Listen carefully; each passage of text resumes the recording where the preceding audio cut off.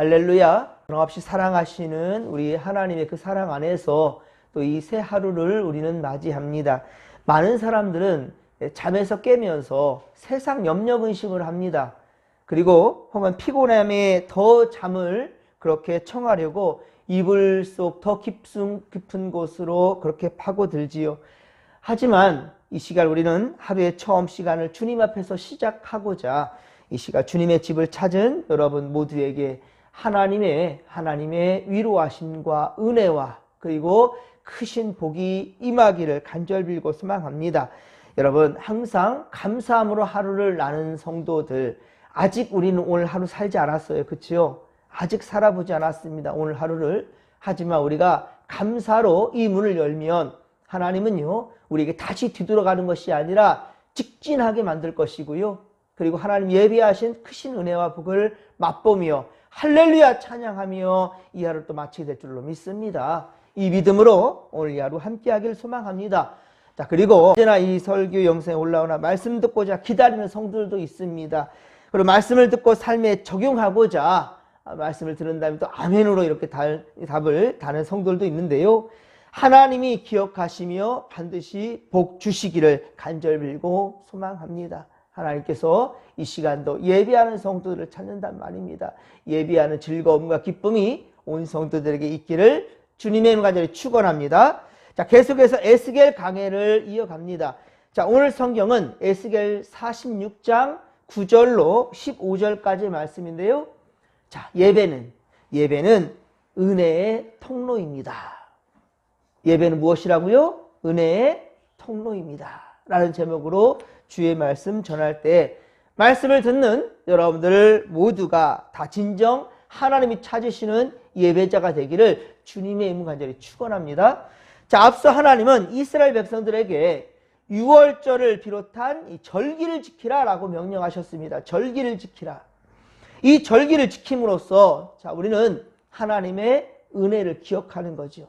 하나님의 은혜를 잊지 말라는 거죠. 그리고 백성들로 하여금 성전으로 나오라 주님 말씀하시는 거예요. 우리가 주의 집에 오르는 것은 먼저 하나님께 예배하기 위함입니다. 예, 하나님 기뻐하시는 것이 예배이기에 우리는 먼저 하나님께 예배하는 것입니다.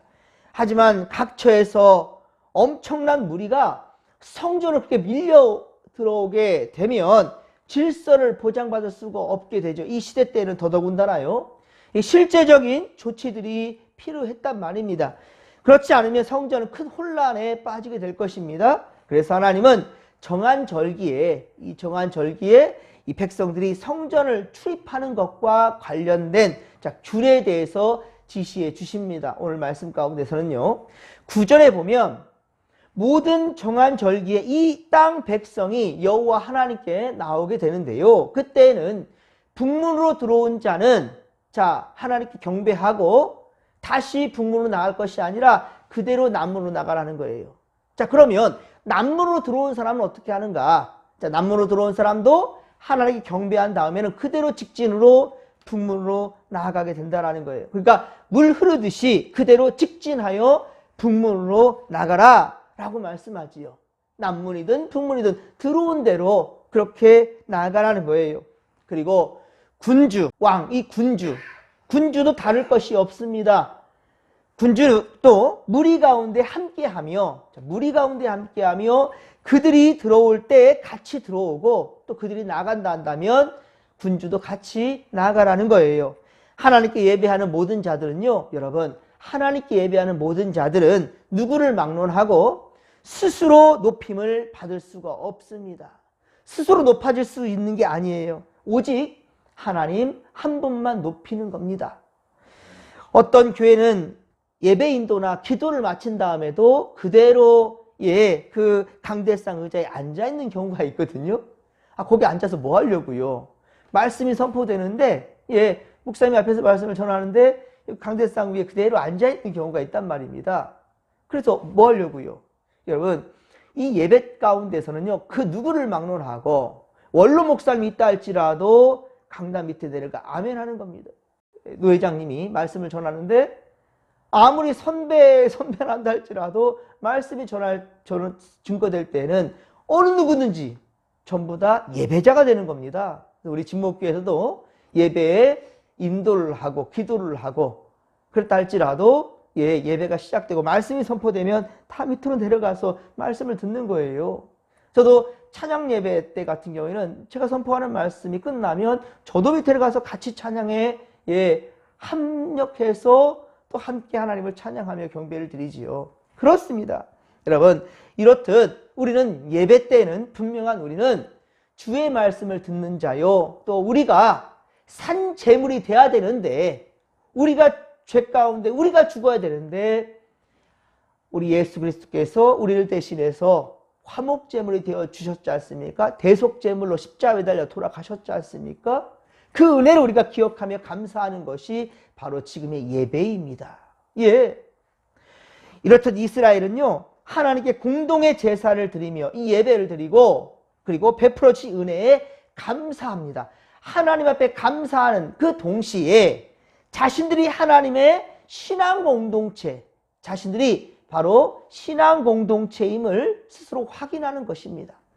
그리고 제사장은 백성들을 위해 매일 아침마다 같은 또 소제와 화목제와 이런 제물을 드리게 된다는 말입니다. 우리 13절에 보면 아침마다 1년 되고 흠없는 어린 양 한 마리를 번제를 갖추어 나 여호와께 드리고 아침마다 매일같이. 그래서 히브리서 10장 11절에 보면 제사장은 매일같이 서서 그렇게 하나님께 예물을 드린다라고 했습니다. 그런데 이렇게 하나님께 매일같이 예물을 드려도 이렇게 번제를 드려도 어때요? 죄를 아주 없게 할 수 없다라고 증거하고 있습니다. 죄를 아주 없이 못하니까 매일같이 하는 거예요. 매일같이. 우리가 매일 예배 드린 것과는 다른 겁니다. 우리가 매일 새벽마다 수요예배, 주일예배, 주일 오후 예배, 목장 예배, 그리고 매일 또 여러분들의 각각의 자리에서 최선을 다해 기도하고 예배하는 것, 이것과 매일 제사 드리는 것은 다른 거예요. 매일 제사 드리는 것은 죄를 없이 하지 못하기 때문에 계속 피해 제사나 소제를 드리든지 이런 전제를 드리든지 이런 속건제를 드리든지 이 제물을 드리면서 우리의 죄가 사함받는 것을 그렇게 우리가 경험하게 되는데 우리가 예배하는 건 달라요. 우리 예배하는 것은 매일 감사하는 겁니다. 은혜에 하나님께 신앙 고백이 되는 겁니다. 하나님의 은혜 너무 고마워서 우리가 감사하는 그 순간, 그것이 바로 은혜의 통로가 되는 예배인 것이고요. 예배를 통해서 주님을 만나 뵈는 것이고요. 우리가 사랑하면 어떻습니까? 보고 또 보지 않습니까? 보고 또 보고 또 보려는 거 아니겠습니까? 사랑하는 자도 함께 같이 하고 싶지 않습니까? 그렇죠? 우리가 남녀 7세 부동석이라는 말이 있었죠, 옛날에요. 7세만 돼도 따로 앉은대요. 하지만 사랑하는 자들은 어떻습니까? 계속 평생을 같이 가고 싶어서 결혼을 하게 되고 함께 사는 거 아니겠습니까?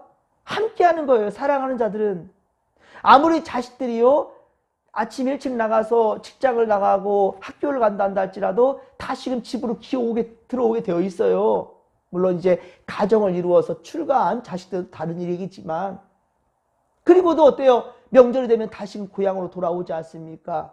언제든지 부모님이 걱정되니까 전화도 하고요, 찾아뵙고요. 사랑하기 때문에 그런 거 아니겠습니까? 사랑하기 때문에. 마찬가지입니다. 우리가 매일같이 예배하는 것, 하나님께 예배하며 하나님께 나아가는 것은 하나님을 사랑하기 때문이지요. 두렵고 떨리는 마음으로 벌벌 떨면서 제물을 준비하는 그런 제사가 아니란 말입니다. 제사와 예배는 달라요. 우리는 하나님을 예배하는 것입니다. 이스라엘 백성들은 특별히 이 제사장은 매일같이 제물을 준비해서 제사를 드렸지만 우리는 매일같이 하나님 앞에서 기쁨으로 예배를 하는 겁니다. 우리를 구원하신 그 은혜에 감사하는 겁니다. 그래서 예배는 구원의 통로요, 은혜의 통로가 되는 것입니다. 이로써 성도들은 하나님 중심, 말씀 중심, 교회 중심의 삶을 살아가는 것이며 그리고 예배 중심의 삶으로 나타내는 것입니다. 하나님은 하나님의 백성을 만나기 위하여서 예, 그렇게 성전을, 교회를 그렇게 우리에게 허락해 주셨고요. 믿는 동지들을 함께 허락해 주셨지 않습니까? 말씀을 받는 것도, 찬양하는 것도 여러 명이 함께 한다면 더 신이 납니다. 예, 더 간절함이 있습니다. 혼자 기도할 때는, 예, 이 기도가 힘이 약할지 모르겠지만, 돕는 기도의 동역자들이 있습니다. 얼마나 그 기도에 힘이 되는지 아십니까? 서로 밀어주고 끌어주는 기도가 있지 않습니까? 성도는 예배를 통해서 이렇게 하나님께 나아가고, 하나님은 예배를 통해 하나님의 백성들을 만나주시고, 또 말씀을 주신 대로 또 성도들은 다짐하면서 결단하며 그 말씀이 삶에 적용될 수 있도록 또 최선을 다해 하루하루를 살아가는 것이지요. 그리고 하나님의 만남, 이 만나 주심으로 예, 우리에게는 은혜로 나타나게 되는 거예요. 삶 가운데 은혜가 넘쳐나니, 자, 이것은 어떻습니까? 우리의 삶의 자리마다 또 많은 이들에게 선한 영향력이 되는 거지요.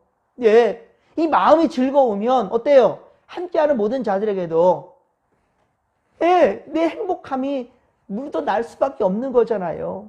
그게 바로 선한 영향력이라는 것입니다. 그러므로 우리가 전능하신 하나님께 예배함은 곧 은혜의 통로가 된다라는 것이죠. 그리고 무엇보다도 우리가 이 세상을 살아갈 수 있는 힘, 우리가 살아갈 수 있는 이 에너지, 이 힘은 하나님의 은혜에서 비롯된다라는 것을 우리가 잊지 않기를 바랍니다. 오늘도 좋으신 우리 주님은 우리와 함께 하시기를 원하십니다.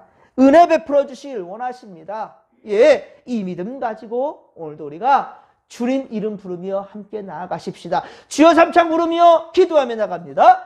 주여, 주여, 주여.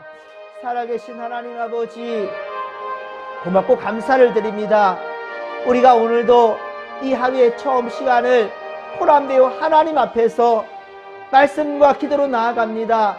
거룩함으로 나아갑니다. 하나님 감사합니다. 하나님 고맙습니다. 우리 하나님은 오늘도 주님 앞에서 이 하루 시작했사오니 이 하루 살아갈 때 모든 어려움과 문제와 직면한다 할지라도 주여 우리는 진정 주님을 의지하며 승리할 줄로 믿습니다.